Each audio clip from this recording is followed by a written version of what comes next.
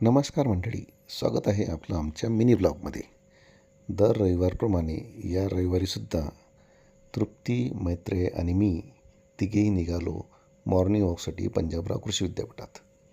या परिसरात रस्त्यांच्या दोन्ही बाजूला हिरवीगार झाडे आहेत, फुले आहेत आणि सोबतच पक्ष्यांचा आवाज देखील आहे.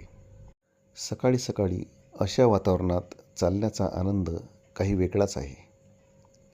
अशातच एक सुंदर ठिकाण बघून आम्ही नाश्ता बनवायचं ठरलं. आज नाश्त्यामध्ये आजचा बेत होता सँडविच. निसर्गाच्या सानिध्यात बसून नाश्ता बनवण्याचा आनंद काही वेगळाच असतो.